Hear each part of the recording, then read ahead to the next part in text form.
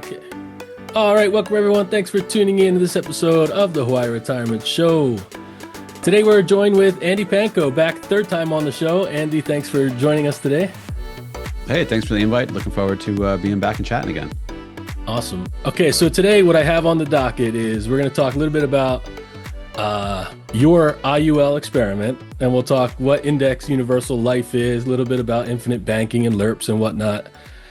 And then we'll talk about financial advisor credentials, the alphabet soup that's out there, and then we'll end it up with a little bit about all the information, the FinFluencers, and all the available do-it-yourself information out there on the internet today. But to kick it off, let's just jump right in.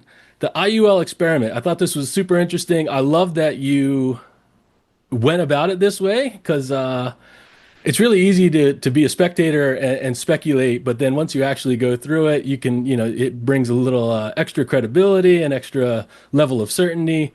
So yeah, I'll turn it over to you if you just want to tell us about the IUL experiment, why you started it, what it's all about.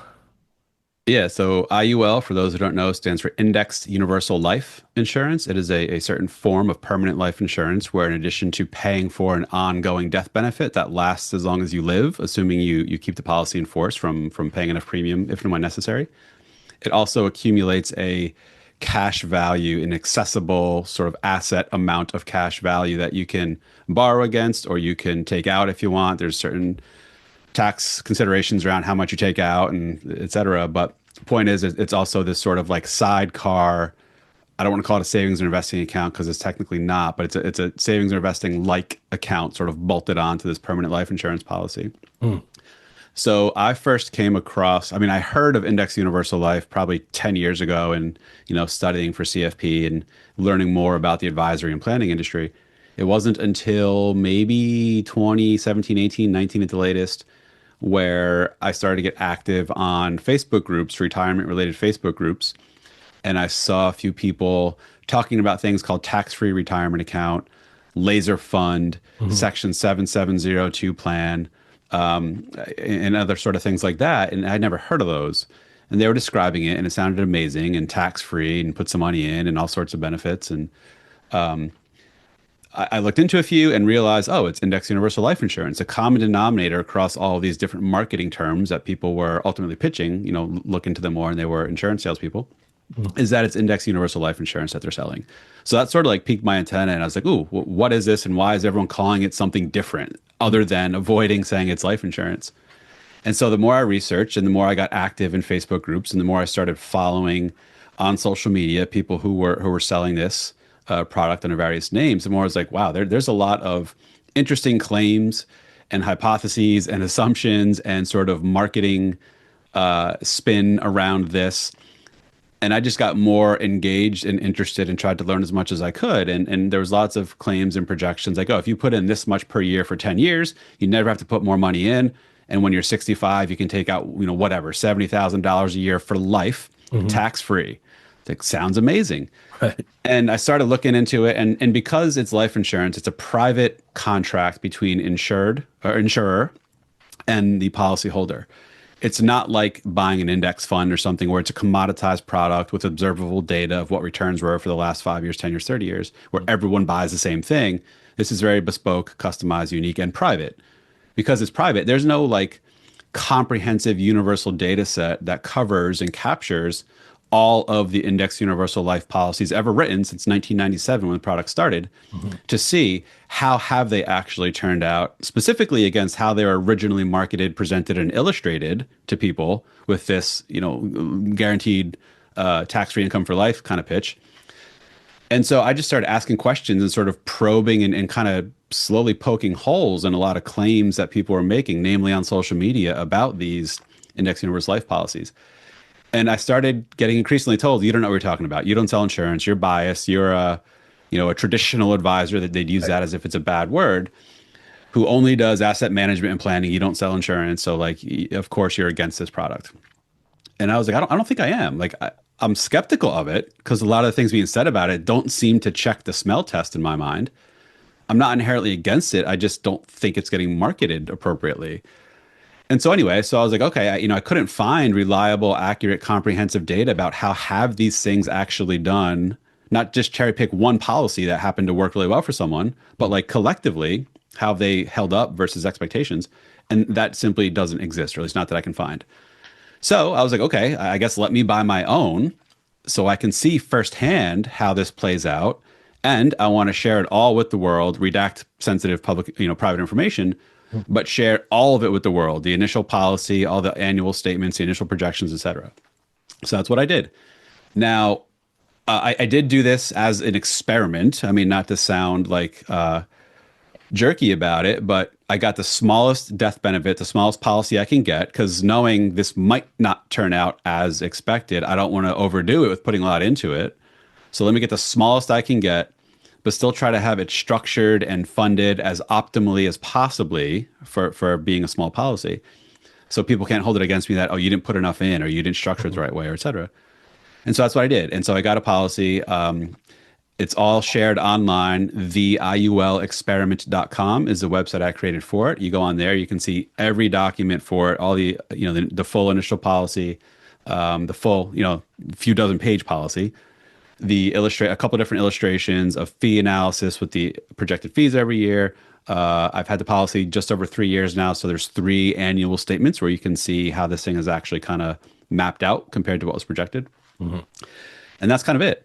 Now, to be fair, these are really long-term products, and anyone who understands them and sells them properly will tell you that this is not something you buy to hope to hit it big in a year, 2 years, 5 years. This is expected to be a lifetime commitment where you have it for multiple decades, ideally until you actually die or the insured dies, and then the policy pays out its death benefit. So I'm a little over 3 years in. Thus far, the policy, the cash value, how this thing is growing over time, what the fees have aligned pretty closely, very closely to what was originally illustrated for what the projected cash values would be, 1 year in, 2 year in, 3 years in. So far it's a success in that it is doing what it was expected and intended and projected to do. My ultimate goal, which again, we're not going to know for 10 years, 20 years, 40 years, if this thing ended up being a success in hindsight or not, isn't is this thing going to produce like a 12% return on cash value per year? No, it's just how has this performed relative to how it was originally illustrated. And the illustration was relatively conservative. It was assuming like a 5.2 or 5.3% annual rate of interest on the cash value, which is a little more muted than the 6+% often shown in some policies.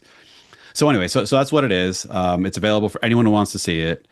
Again, there's not enough time to really say, has this been a success or not? So far, it's tracking to what was expected. So in that sense, it's a success. But to be determined, we'll know 20, 30, 40 years in how this thing really held up over the course of time. Yeah, good points. Yeah, that's great that it's out there to track. And like you said, you can't really pass judgment right now. You definitely have to wait and see. And a lot of it's predicated on the markets, right? And we've been in a really good market environment, which probably helps the policy. And I think I agree with you wholeheartedly. I think the gripe a lot of people have who attack IULs isn't at the actual policy, but it's at the representation or the claims around the product, right? It's not the product. The product's fine. The product is what it is. It's just, it's a black and white thing. You can't say I like it or don't. This is what it is. Okay. You can, I mean, you know what I'm saying, right? It's kind of like, do you need it? Do you don't need it? Right. It's just when there's oftentimes a lot of misrepresentation and then a kind of false claims around it. And it does sound enticing. You can make this sound really good, and for those who aren't familiar with it, it's really easy to buy one of these, and it may or may not be the best thing for your situation, right? And a lot of times they're often presented in a vacuum, right? Without knowing anything else about you, right, or what you have going on, it'll be presented as a standalone thing, right? Yeah, and it's all sort of compounded with the environment around which insurance is often sold. Some of the worst offenders of misrepresentation of this are some of the larger sort of multi-level marketing kind of pyramid sales style insurance independent agencies where like most sort of multi-level marketing things, they're more focused on recruiting people under you to sell, because when you have folks under you selling, you get a cut of their commission. So they kind of promote the business and the opportunity as build your own business, be an entrepreneur, create wealth. It's less about the product Hmm. being sold Right. and being an expert in the product. And it's more so on like build a business, recruit people under you, scale up, get people to sell, et cetera, et cetera. And often in many of these places, the only product they can sell is insurance. They don't have licenses to sell securities. They don't have licenses to give broader financial advice or do investment management. Like they are clearly out to get people to buy insurance products. Right. Couple that with the incentive of the more you sell, the more you make. The more you recruit and have people under you sell, the more you make. Oftentimes, these multi-level marketing style places are framing themselves as opportunities for people who are marginalized in their socioeconomic background or Mhm. otherwise not given a chance elsewhere, or hey, change your life, come here, Mhm. build a business, be an entrepreneur, etc. And they have minimal to no experience in financial services, especially something as complicated and multifaceted as index universal life insurance. Yet it's relatively easy to get a license to sell insurance at your state or multiple states, depending on what states you're operating in. You can go from zero experience ever in insurance or financial services, and within a month, be Mhm. up and selling index universal life. And there's really well refined sales scripts and talking points. And to your point, IUL sounds amazing. It presents really well. It Yeah. illustrates really well. Mhm. Will it turn out like that? Maybe, maybe not. I think a lot of people, there's a lot of maintenance from the user, from the owner, with how you fund it, how you manage it. Pay attention to how the different allocations and indexes you're allocating money to perform and or change over time, because the insurance company can change some of the economics of the product over the course of the policy. You have to stay on top of it. You have to commit to fund it. And a lot of times, especially again with these multi-level marketing style places, they are pitching this to the masses, to the low income, to the middle income families, which I believe this is. We'll never know, because again, this is private information. These contracts, these policies. But I suspect a lot of people who buy this in the lower and lower to middle income ranges are going to end up more harmed by this than good. It's a major financial commitment. It's very complicated. People selling it often don't know really what it does, how it works. The people buying it know even less. So like, Right. I almost sort of feel like Chicken Little, but I feel like there's something really big brewing where there's going to be this sort of like large wave of IULs going sour on people. Now, again, a lot of it could be user error, not funding it accordingly or Mhm. whatever, but you're almost set up to fail when you're pushing this on someone who's not educated in the product, who's low income, middle income. I can just see bad things happening. And that's sort of my like, guys, we as the industry Right. kind of have to do something about this. And Sure. I feel like I'm, kind of yelling into the sky, and a lot of people aren't listening. Some are, but a lot aren't. Yeah, and I think two key points, and I think this applies to almost everything in sort of, retirement financial space, right? There's no free lunch, right? It's a common term in Yeah, economics, right? So if somebody, I mean, just pass the smell test, right? You can't be promised everything. And if it sounds too good to be true, say, okay, but where's the trade-off? Where's the like there's got to be some catch. Everything has it. There's no correct. free lunch, say it in economics. And then the other point, how I approach things, and this is a little bit I don't like rules of thumb because everybody's situation is different. But I kind of put it in my head that like I like to keep things separate, right? If my goal is investments, then I'm going to focus on investments. If my goal is insurance, then I'm going to focus on insurance. And it's like a Swiss Yeah, Army knife, right? A Swiss Army knife is perfect in the right situation, but if you need a screwdriver, would you rather have a Swiss Army knife or a screwdriver? You want a screwdriver, right? correct. I mean, they Yeah, both can do the job, but one is better, right? yep, And so there are places where a Swiss Army knife is advantageous, right? Let's say you can't qualify for traditional long-term care insurance, and you do want to leave some sort of life insurance, and you want to create this Swiss Army knife and put it together. There's places for that, but you got to ask yourself, what tool do I need, and use the better tool, right? Rather than just start combining things because it's cool to have them all in one tool. And I know that's that's a kind of a strange analogy. That's how my brain works, but that's how I view it. I think that's a perfect analogy. Now, I've said the same almost in rebuttal to agents who sell IUL as a Swiss Army knife. It does lots of things. Like, yes, a Swiss Army knife does lots of things, but the more things you try to do, the less proficient and efficient you are at each of those things. To your point, if I have to put together a large piece of IKEA furniture, will the screwdriver and my little Swiss Army knife work? Sure. But Right. if I have to put in like 87 screws, like I Right. want a real screwdriver or a screw gun. Right. Same thing if a large, really large 6-inch diameter limb falls down in my driveway. Will the little 4-inch saw on the Swiss Army knife cut it? Yeah. I'll be there for 2 days. Like I'm going to want a real saw to do that, right? So Exactly. it does a lot of things, but it's not really great at any one of them because it's kind of diluting Mhm. the benefit and value of each thing because it's doing so many things. Or at least I think that's a decent enough analogy to apply here. Sure. Okay, so let's jump in and explain a little bit of the terms and the inner workings of IUL, just for those who maybe don't know too much about it. So, high level, you have term insurance and then you have permanent life insurance, right? Yep. Those are the kind of two branches, right? And we're going to head down this permanent life insurance path to where we have you got your whole life and your universal life, right? Yep. So maybe start there, whole life, universal life, and then trickle down to where we find IUL and how that plays in. Yeah, so great high level summary within life insurance. There's two broad strokes. There's term and then there's permanent.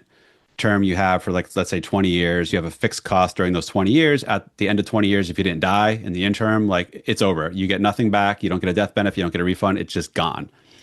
That's relatively cheap and inexpensive because chances are, I think like 98% or something like that of term policies never actually pay out. There's a reason for that, obviously, because if you're buying it at 40 and it's a 20-year policy, chances are you're not dying before 60. Some people do, but as a whole, they don't. Permanent insurance is more expensive per dollar of death benefit because it is by definition supposed to be there as long as you live and will pay out when you die. So, of course, it's going to cost more to buy a unit of insurance because it will be paid out by the insurance company, assuming, again, you keep the policy in force all the while. So within that permanent category, there's two sort of sub definitions or subcategories. There's whole life, which has been around a really long time. That's the most or the least variable, the least unknowns. It's like I need, let's just say, $500,000 death benefit to last my entire life. Now, technically, these policies end usually at like 120. Mm-hmm. So if you actually live beyond 120, like good for you, you won. They cash the policy out, and it's like it's over. You kind of get what the policy is worth at the time. But most people aren't going to make it to 120. So, you'll get this guaranteed $500,000 death payout, regardless whether you die tomorrow or at 95 years old. But there's a cost. The premium's going to be whatever, X dollars per month or per year that you pay fixed for the rest of your life. That's the most plain vanilla sort of basic scenario. As long as you're making those payments in full and on time, you will have that $500,000 death benefit for whenever you die. Then there's universal life. Universal it's sold as more flexible, which it is, but flexibility, you can flip it around and say it's another way of the insurance company shifting some of the risk from themselves to you. Flexibility meaning you don't have to pay like whole life where you have, I'm just making this number up, $1,000 premium per year for the rest of your life. With universal life, you can pay more premium, you could pay less premium sometimes. And if you build up some of that cash value within the policy, you can be like, oh, you know what? I don't want to pay my premium this year. Let me just, in effect, take some money out of the cash value and have that pay for the premium so I'm not paying additional money out of pocket. That's the flexibility to it. And you can definitely do that. So that's the universal thing. Technically, universal is like just a 1-year renewable term policy where it's guaranteed to renew every year. And you just, in effect, keep rolling that, keeping that annual term policy every year. And because every year you get older, it costs more to have a year's worth of life insurance because you're statistically more likely to die the older you are versus the younger you are. So the cost per unit of insurance for that 1-year term goes up every year that you age, as it should in that case. Right. So that's universal in a nutshell, what that means. Now, within universal, there's kind of 3 subcategories. There's just what's called just regular universal life, where the interest you get on the cash value is some known fixed rate, could adjust every year. Let's say maybe it's currently paying 4%. I don't know, but it's a fixed rate of interest you get. There's variable universal, where you can actually invest your cash value in mutual fund like securities, like an S&P 500 account, where the cash value can go up or go down based on how those investments perform. Then there's indexed universal, which is what we're talking about. That's this sort of hybrid in between where it's not directly invested in the market in securities, but the interest you get is keyed off of what the return is of some index like the S&P 500, where you can get some, potentially all of the upside subject to like caps or whatever, Mhm. but no downside. You'll never get negative interest in an index universal life. That's one of the main selling features is your interest could be something positive, but never less than zero. Right, I'll right. pause So there the, for now. So yeah, yeah. So we'll just stay on the investment aspect of the IUL policies, and we'll talk about some of the terms, right? So you said, uh, you'll never go below zero, so that you could call that the floor. If you hear the floor, that's what correct. that would be.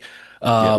And also, too, you mentioned there. So we have participation rate and a cap rate. Do you want to talk about those two, participation rate and cap rate? Sure. So participation rate just simply means how much of the return of the underlying index will you actually participate in or get? So for example, if the underlying index is the S&P 500 and it goes up 10% for the year and you have a 100% participation rate in your IUL, you will get 100% of that 10% gain in the S&P 500 credited to you as interest.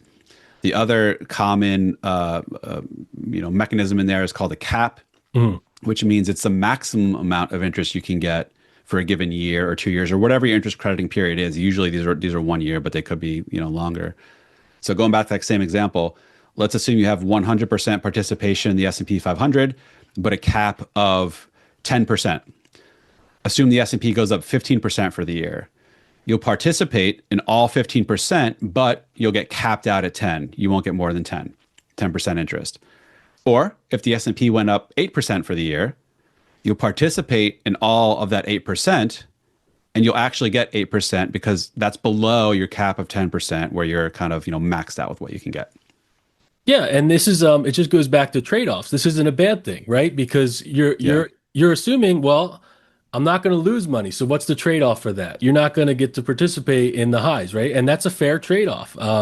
It's just you Correct. got You're to ask not you're yourself, not getting the 20+% returns that the S&P had multiple years over the last handful of years. You're getting right, capped out at whatever the cap was. Maybe it was 10, maybe it was 11, maybe it was 12. It's right. somewhere around that range currently, but Yeah, and so you have to ask yourself, is that trade-off, is that what I want? And for some people, maybe that is what you want. You want that trade-off. You're just totally risk averse and whatever it might be. Um, yeah. So I know with annuities, and I think it's true with IUL policies too, like their promo rates, right? Because these rates can be outlined in the initial prospectus of a policy, but they are subject to change. It usually takes several years before they can change it. Like it's fixed for a little while, I believe, right? Depends on the carrier, depends on the policy. So contractually, once you enter what's called an interest crediting segment, like I said, these are usually 1 year. So you buy a policy today, you will know going into the next year what your cap rate is, what your participation rate is. The insurance company cannot change that during the course of Okay. that year. So fast forward to the end of the year, you look at what the S&P did during that year, and that will drive, like based on your participation rate and cap rate, how much interest you get credited in your IUL. Now, going into the second year's interest crediting period, the insurance company can typically, like you said, maybe there's a, I don't know, 2 year, 3 year, 5 year freeze on it. But usually, once you enter a new interest crediting period, then the insurance company can change what the cap rate or participation rate is going into that next year. Mhm. Now, in your policy, there will be a contractual minimum to it. So it might be like the insurance company can change a cap rate every year, but it can never be lower than whatever, 5%. Like they'll guarantee that up front. So yeah, maybe you get a 10% cap rate to start. Maybe it trickles down to 8 in a few years, but you'll know it'll never be less than 5% in this example I just made up. Gotcha. Okay, so let's move on to the withdrawals or the loans. And I see this Yep. is often quote tax-free withdrawals, right? But there's again trade-offs and there's a catch to a lot of things here. So the withdrawals are really loans, unless you're taking out what is your base, what the premiums you paid in. Yep. There's like those two categories there. But the tax-free aspect only applies to, like I said, your premiums you put in, or if you take out a bunch of the cash balance, enough to keep the policy in place so you don't wreck it, and you repay it to yourself, then there's no tax consequences there. But I think that's often misunderstood uh, as like you're kind of beating the system. I mean, it is tax deferral and there are tax advantages to this, but is it as Correct. good as it's marketed with the tax-free withdrawals, so to speak? Do you want to talk about that a little? Maybe, maybe not. Time will tell, looking back, whether or not taking consistent large loans from a policy every year in retirement ended up working out in your favor or not. So, yes, so it's true that there's two ways to get money out of an IUL or any permanent life insurance policy, basically. You can borrow against your cash value, where you're using the cash value as collateral and you are taking a loan from the insurance company. So they're lending you money. They have your policy, they hold your policy, they know what it's worth, they know the cash value. So if you ever like need to default on that loan and pay it back and don't, they can just simply in effect seize your cash value and pay themselves back from that. That's why it's a collateralized loan. The other option is simply to partially surrender, to actually take money out, distribute money out of your cash value, which you can do. From a tax perspective, you're allowed to take out up to the amount of your cumulative premium payments without it being taxable. If you take out more than what you've paid in total, then the additional amounts taken out are taxed as ordinary income. Now, people who sell IULs and sell them as a tool to borrow against, to get cash flow against, rightfully do not advocate taking actual distributions out of cash value. They advocate borrowing against it. Now, this is where the product gets technical and complicated, and I'm confident in saying, 90+% of people who buy this don't really understand the nuance and potential risk involved in this. All the while, we've been discussing this as like an investment style account. Hey, you put money in, you can get some cap rate, some participation rate, but you'll never get less than zero. That's all true. That's just in reference to the cash value feature of it. This is still first and foremost a permanent life insurance policy. There are necessarily costs every year to pay for the life insurance that you have. And in the early years, there's additional upfront costs, often called things like policy issuance charge, premium charge, et cetera, where like first year costs can easily be 15 to 20% in these things when you add in those costs I just mentioned. And then costs do taper down over time, but the first few years, costs are quite thick.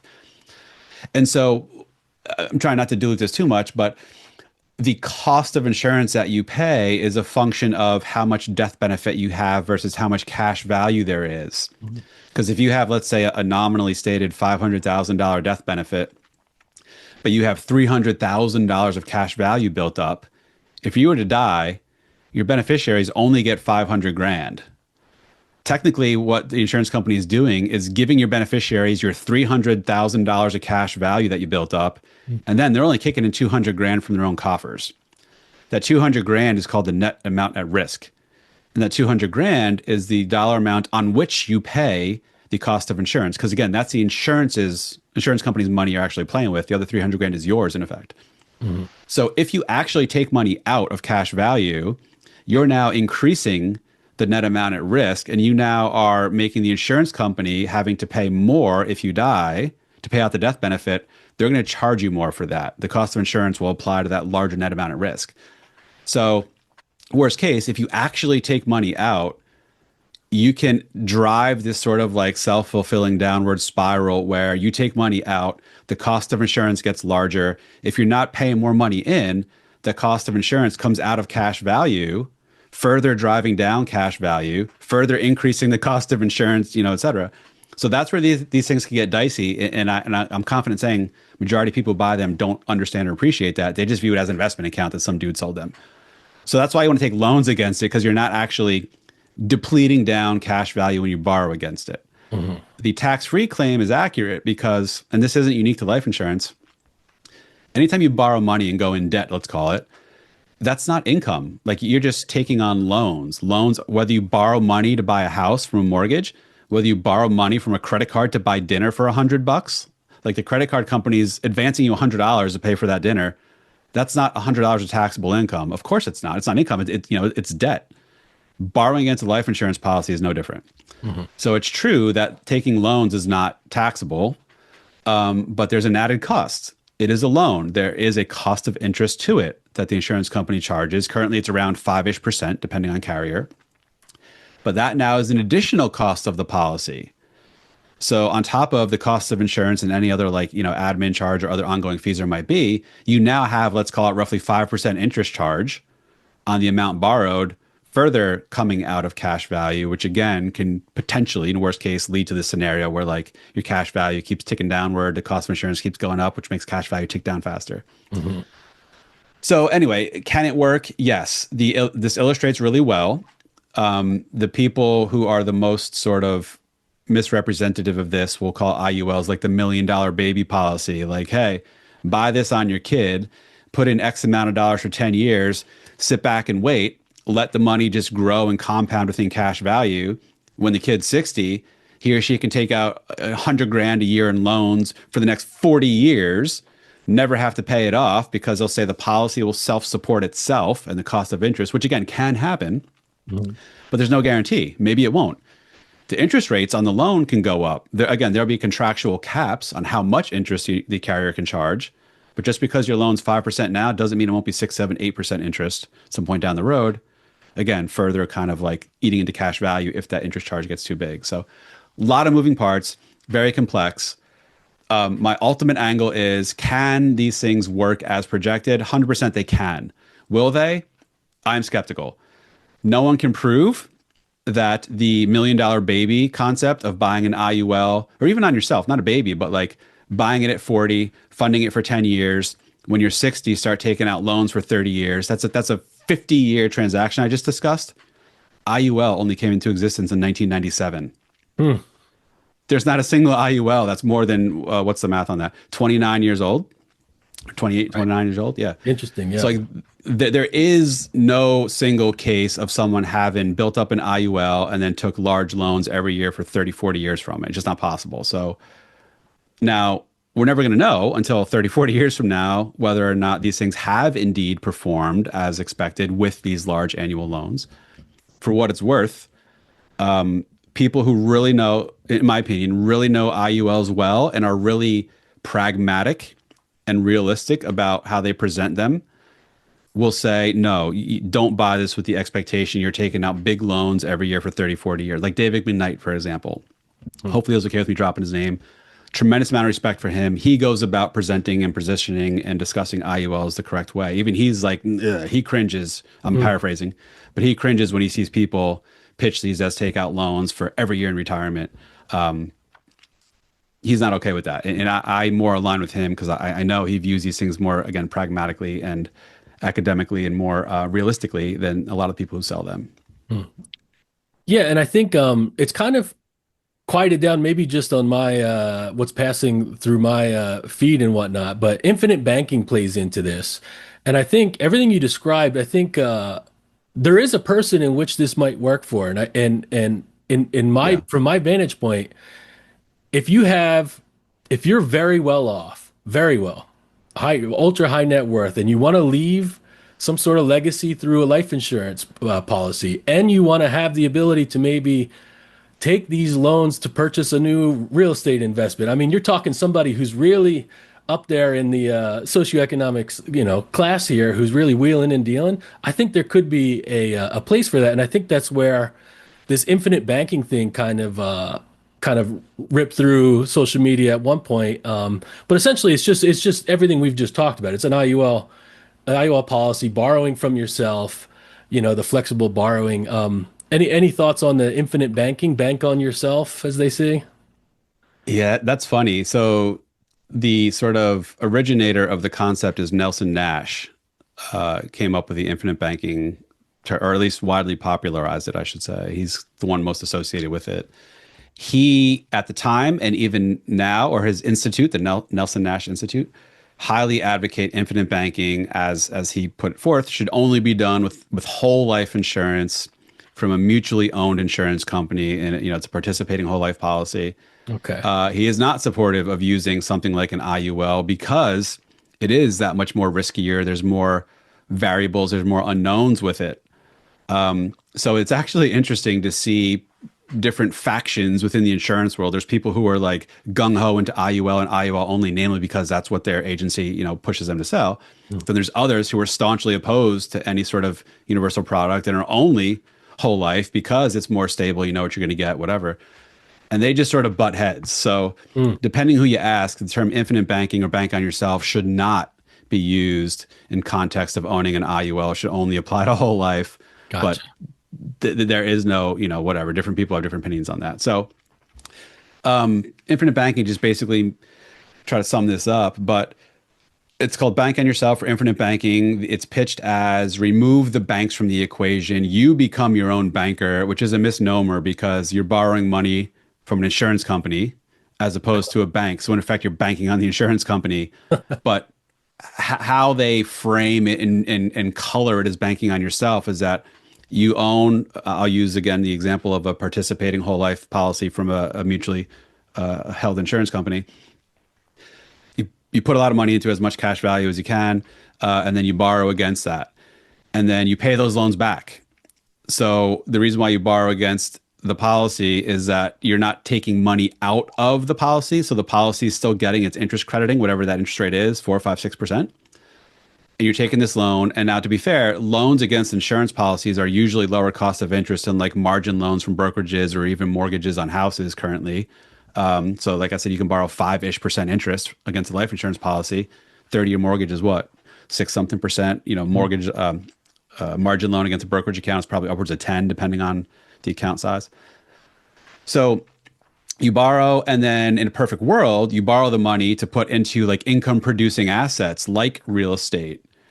So it's just the general concept of leverage, like using other people's money to make yourself returns on stuff. And so you have to kick in less of your own capital.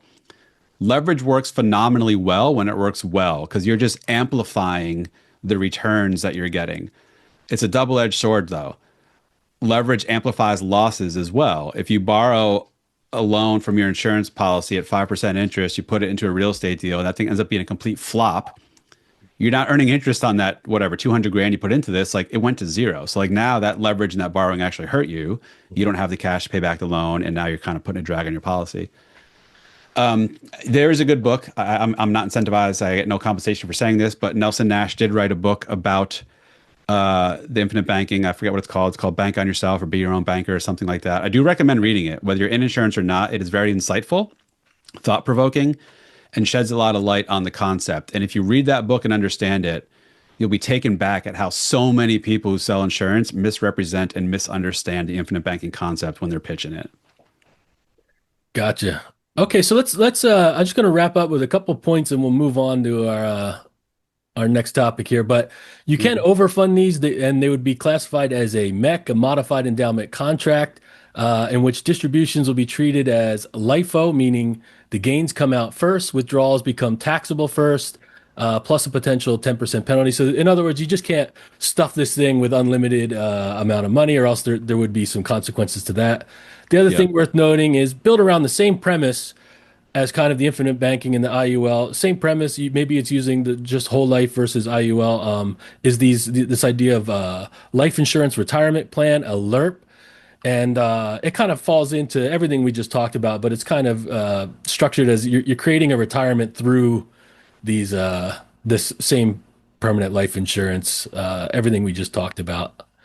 Correct. Pumping a lot of money in, letting it grow. Then when you hit retirement, you just start taking loans against it. And those loans are your source of quote unquote income. Again, it's not really income. It's debt. It's proceeds from borrowing money from someone, Right. but it's a source of cash flow, in retirement. Okay, so let's switch gears. I just started. I'm going to actually take the first test for the tax planning certified professional, the TPCP. I'm going to take it next week, I think. Um, Exciting. I, I'm just that guy. I'm just too curious. Like I'm the guy that has to hit the lever, has to flick the Yeah. switch because I saw this and I was like, I'm just curious what is inside here. So I gotta jump in. So I'm just So what doing do you think so far after going through the first course? yeah, no, I like it. I like it a lot. In whether you're a CPA, an enrolled agent, a CFP financial advisor, there's just so much out there. For me, it's hard to remember all of it, and it's great to circle back to a lot of things Yeah. because you hear things once and then you might not come back to it again for, several years. But there's also a lot of some a few new things that I came across. I'm like, yeah, that's good to know too. That's interesting.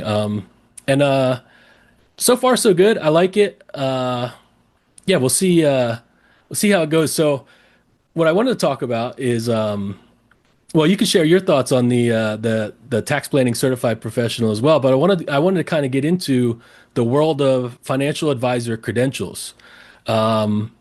and how there's just so many out there, and talk about it from the consumer perspective. Not so much Yeah. from, inside the industry, but the consumer perspective of how the heck do you navigate this if you're just out there not living in this world and you come across. Let me share this with you. I'm going to ramble on for a second. Certified financial planner, chartered financial consultant, accredited financial counselor, retirement income certified professional, wealth management certified professional, financial services certified professional, retirement management advisor, chartered financial analyst, chartered alternative investment analyst, financial risk manager, certified investment management analyst, certified private wealth advisor, chartered retirement planning counselor, chartered retirement plan specialist, accredited investment fiduciary. It just goes on and on. CPA, enrolled agent, National Social Security Advisor, personal financial specialist, chartered life underwriter, chartered property casualty underwriter, registered health underwriter, behavioral financial advisor, financial behavioral specialist, certified divorce financial analyst, certified exit planning advisor, chartered special needs consultant. Now, some of these are for niches, which I think do have a place. But I didn't even go through my whole list there. And You imagine hit being you hit on like 10%, not even that of what's out there. So And imagine being somebody, a consumer who's looking for a financial advisor or just looking for some help and trying to sort through that. Good luck. I mean, where do you start? and everything you just mentioned, except two of them, are voluntary designations that don't actually get you the ability to do something you couldn't otherwise have done. It's not a license in that regard. Right. Based on me quickly listening to what you were, saying, CPA and enrolled agent are the only two that actually like give you the rights to do something that you otherwise wouldn't be able to do. Namely, that's represent clients in front of the IRS. CPA allows you to sign off on, audits for public companies. I think you can't do that unless you're CPA. I could be wrong. An enrolled agent has some other things, like it allows you to file taxes in certain states without having to otherwise be registered in that state, things like that. But otherwise, everything else, complete voluntary designation that no one has to have, or if you do have it, it doesn't, again, give you the ability to do anything you weren't otherwise already able to do. It is an absolute mess, and a lot of these things are just profit centers for the organizations that sponsor them and run them and administer them. It doesn't mean they're bad, but a lot of these are for-profit designations from the organizations who do them. In my view, there's two broad categories. One is like the big ones that require a lot of energy, a lot of knowledge, a fair amount of time to do. It's not just like pay $100, sit through a weekend course, take a test, and you're done. Like these are legit commitments that actually sort of mean something. For broad, comprehensive financial planning knowledge, there's three, and frankly, they're interchangeable in their caliber and quality, in my opinion. There's the CFP, Certified Financial Planner. There's CHFC, Chartered Financial Consultant, and PFS, Personal Financial Specialist. What's the difference? CFP, more people know of simply because the organization that runs it does public marketing with TV commercials and stuff. CHFC is as good, maybe even arguably a little better in its content, but a lot less people have heard of it. It is run by a different organization. PFS, you can only get if you're already a CPA, certified public, I completely drew a blank, certified public accountant. It's basically the comprehensive financial planning add-on for CPAs. All three of those things are comparable in like rigor and stature and whatever.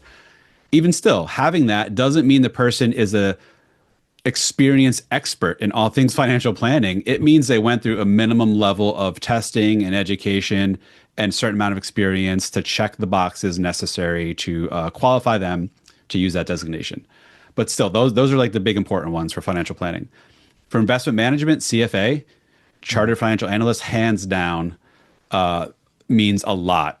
Yes. It's the most, in my opinion, I went through some of it and quit. It's the most difficult designation to get in the whole financial industry, in my opinion. But again, it's heavily investment focused. For vast majority of financial planners, it's way overkill. They don't need to have it.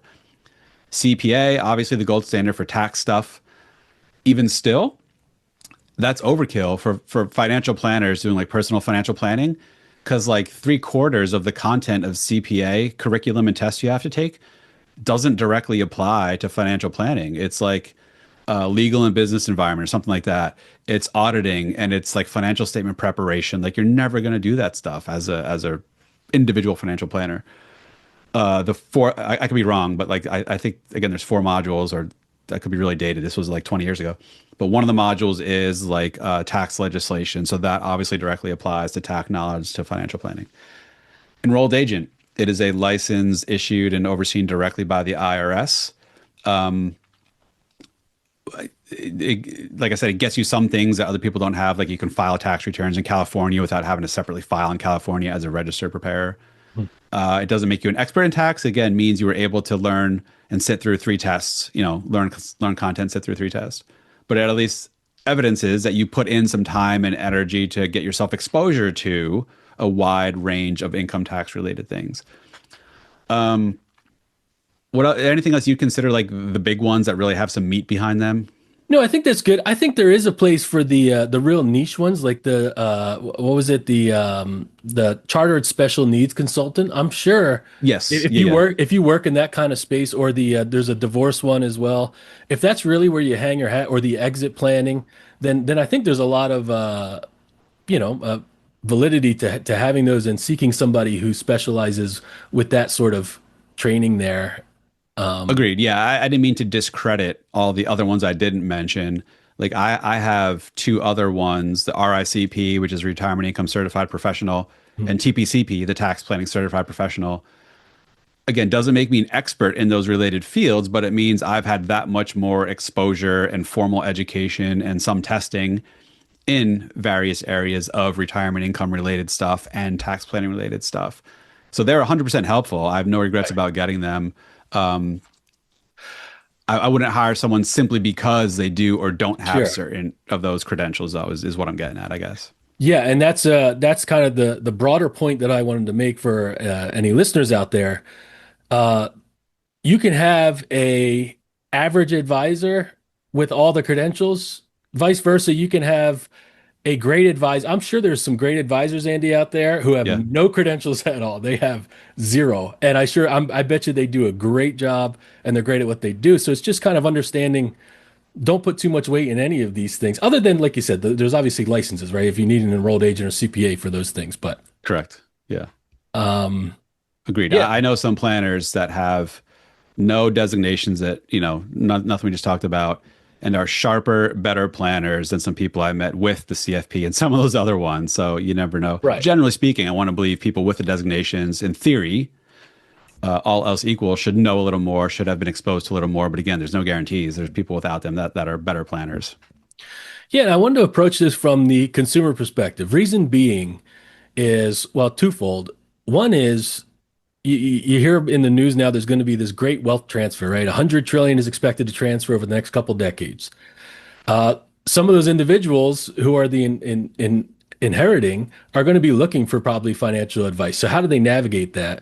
And the other thing is, I don't know what the number is, but like advisor retention is about 95%, which means typically the first person you go to and get settled into, you're probably going to have a long-standing relationship with this person. And it's kind of not to make it bigger than what it is, but it's kind of a big deal to make sure you get it right with who you are. And these credentials may or may not assist in that. Those are my Yeah. thoughts there. What do you think? Yeah, agreed. I do feel for the consumer. It is such a difficult process. Where do you even start to find a qualified advisor? Do you just, what I'd say don't do is just, oh, I don't know, my neighbor's got a guy he Right, likes. Like right. your neighbor doesn't know what he doesn't know, probably. Don't just walk into the corner big name bank or brokerage firm that you all heard of. There's a level of comfort in that, obviously. Everyone's heard of, not to knock anyone in particular, but Merrill Lynch, Morgan Stanley, Wells Fargo, JP Morgan Chase. Right. And they're not necessarily bad advisors, but they quite likely aren't the right one for you, or may not charge, fair fee for what they actually do, that they will be limited in what they can provide compared to other smaller firms that don't have the same level of needing to manage the lowest common denominator knucklehead advisor. They don't have as much restriction with what they're able to do. I wish I had a good, clean answer where to go to find a good advisor. I mean, the best I can say is try to educate yourself as much as possible. Follow forums, join some groups. Again, don't just take a blind recommendation from a neighbor. don't discredit small, even solo operations. In my experience, having been in directly in the advisory industry now for 6 or a little over 6 years, some of the best, most effective, most on your side, most thorough planners out there are the small solo shops that want small number of relationships to serve really well, really intimately. They're not just mass production places just trying to hit a target or onboard a certain amount of clients or sell a certain amount of product. But how do you know who's legit, who's not? How do you even find them in the first place unless they already have big public presences on social media and stuff? Like, I don't have a good answer. I don't know. What are your thoughts? No, I mean the same. I think it's I think it's important to just take your time and do research as you go. Um, and interview these people, right? You don't have to make it, if somebody wanted to work with you, Andy, I'm sure they could call you, set up an appointment or email you, and then you could talk through whether this is a good fit, right? And there's no obligation. You should never feel pressured to work with anybody. Yeah. And you need to feel comfortable and you can build that trust. It is hard. There's no good solution to it for sure. I But do on, have some friends in the industry. I don't want to pitch anyone by name here, but that have written blogs or have like on their website checklists they've created with what they feel are good questions to ask when interviewing advisors. And that can help weed out like what lines of business is that advisor in? What are their conflicts of interest? What are their actual areas of specialization? Whether or not they apply to you as a potential consumer, or are they just generalists who'll take on anyone with a pulse type thing, which you want to generally stay away from. So there are some people who have taken upon themselves to put together some sort of process or questions to ask that could be helpful. sure. So that brings us to something else though, is it's never been easier to be a DIY retirement planning or investor. It's never been. Think about this. Imagine like in the 1970s wanting to do it yourself. You'd have to go to the library, you'd be reading through things, you'd be like, all right, what is nowadays, I mean, all the information is right at our fingertips, right? Yeah. Now that comes with its own slew of problems for as great as it is. And it's like understanding the context, knowing what applies to you, knowing what follow-up questions or what questions you should be asking. There's just so much out there, and I mean, I would just put a word of warning, and I'm not trying to be the guy saying get off my lawn, but a lot of the FinFluencers, the financial influencers out there, again, going back to the IUL, there's no secrets, there's always trade-offs, there's no hacks, there's no, there's always something to it, and I think you just got to approach a lot of that stuff for any of our listeners who get kind of caught up in it. There's no shortcuts to this thing. And you got to ask yourself, whoever this person is providing the content, there's a ton of great content. Just ask yourself, who is their audience? Is it me, or are the audience a young tech worker, or is it, like who is the audience? What is their incentive? Are they getting, paid to maybe create content, or is this part of a stream to bring in clients to their business? None of that is bad, but just understanding what is the intention here, and then also understanding, there's no one size fits all. You hear a lot of like rules of thumb, and this is how you do Yeah. it, but there's just so much more to it. Like I said, it's the greatest time in the history of human existence to be a do-it-yourselfer, but there comes with trade-offs there. What are your thoughts? Yeah, just thinking back to what you said, like imagine this was 1970 and you're trying to DIY. The concept of retirement planning wasn't even a thing then. Everyone had pensions, you had Social Security, you worked until you're 60, you retired, you died at 65 and with your pension and that was it. Maybe you had some investments, but just not funny, but interesting comment. Before I think it was 1974, there was a minimum, industry minimum, I want to say it was $50 commission per equity trade. So for you to buy or sell shares of IBM at the time, A, you had to call up a broker to do it, and it cost $50 to place that order. That's $50 in 1970, not $50 today. Like, that's a lot of money. Right. And then some point, I think 1974 is called May Day. The industry got rid of the minimum level of commissions, and that blew open the door for like the discount brokers and Charles Schwab. And now we're paying zero commissions to buy or sell equities or ETFs. Now, granted, brokers are still making money, money on people, but not through $50 per trade commissions. So yeah, I mean, you basically couldn't have done the level of planning now and hands-on investment management now, DIY, back in 1970. Just, whatever. Or it would have been super expensive and hard to do. Right. So I agree. Technology and social media are some of the best and worst things to happen to us as a society, as an industry. There is a phenomenal amount of really detailed, anything you want to know about anything is out there for free for you to go find on the internet, which is amazing. Yeah.